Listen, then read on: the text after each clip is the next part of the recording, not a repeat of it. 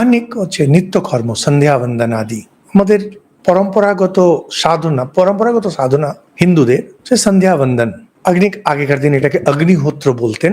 কারণ যারা দ্বিজ গুরুর কাছে গিয়ে শিক্ষা নিলেন, সেখান থেকে গায়ত্রী মন্ত্র আদি পেলেন, আর পবিত্র অগ্নি থাকতো, সেটাতে আহুতি দিতেন, অগ্নিহোত্র বলা হতো। সেখান থেকে ধীরে ধীরে অগ্নি কর্মটা প্রায় বন্ধ হয়ে গিয়ে সন্ধ্যা বন্দনে চলে এলো। দিয়ে তারপরে যখন আরো হিন্দু ধর্ম বিস্তার পেল, সবাইকে যখন নিয়ে নিয়েছে একসঙ্গে, তখন অগ্নিহোত্র জিনিসটা উঠেই গেল। সন্ধ্যা বন্দনটা ব্রাহ্মণরা করতেন, অনেকেই করতেন, কিন্তু ইষ্টমন্ত্র, যদিও ইষ্টমন্ত্রের বর্ণনা আমরা ভাগবত আদি গ্রন্থেও পাই, যে কোথাও এটা ছিল। এখন এই পুরো জিনিসটা ইষ্টমন্ত্রে চলে গেছে।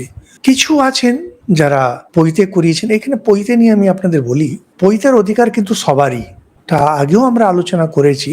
আর দ্য হিন্দু এ বইতে পরিষ্কার, যেখানে ঋষিরা কোনো সেখানে সীমা নির্ধারণ করে দেননি, শুধু এরাই পড়বে। ওটা ছিল যে পৈতে হলো গায়ত্রী হলো বেদ পড়ার অধিকার সবারই রয়েছে।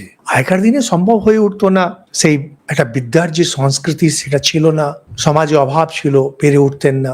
যা হয় আর কি, মানুষের যখন খোলামেলা যদি না থাকে, ধীরে ধীরে ধীরে মন সংকুচিত হয়ে যায়। ভারত খুলে গেছে, যে করেই হোক কিছুটা বিদেশিদের অবদান, কিছুটা বিদ্যার প্রচার, আর সমাজের একটা স্বাভাবিক গতি আছে, সেই গতি, নিজের সংবিধান, যার মধ্যে নেহরুজি, আম্বেদকর, এনাদের সবারই অবদান রয়েছে, সবাইকে খুলে দিয়েছে। তো এগুলো কোনো আর কোনো বাদ নেই যে অমুক দিতে পারবে না। তুমি, আমার এক বন্ধু, তার খুব ইচ্ছে ছিল তার মেয়েকে পইতে দেবেন।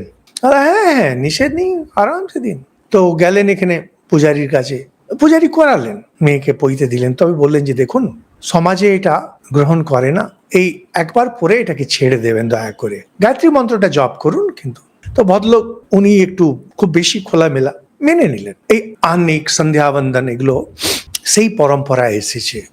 এখন এটা দুবেলা জপ ধ্যান, তো হিন্দুদের যে 2 বেলা জপ ধ্যান, কুলদেবতার পুজো, ইষ্ট দেবতার পুজো, এগুলো মাস্ট।